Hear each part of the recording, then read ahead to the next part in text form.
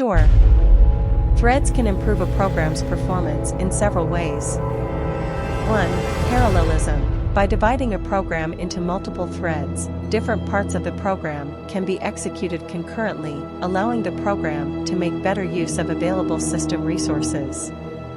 For example, a program that performs a large number of calculations can divide the calculations among multiple threads, allowing them to be executed in parallel and reducing the overall computation time.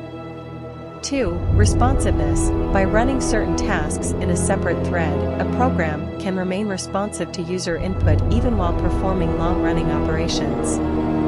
For example, a program that downloads a large file from the internet can run the download in a separate thread, allowing the user to continue interacting with the program while the download is in progress. 3. Scalability. Threads can help improve a program's scalability, allowing it to handle more users or more data without a corresponding increase in resource usage. For example, a web server that uses threads to handle incoming requests can handle more requests at the same time, improving its scalability. However, it's important to note that using threads can also introduce new challenges, such as race conditions, deadlocks, and thread starvation.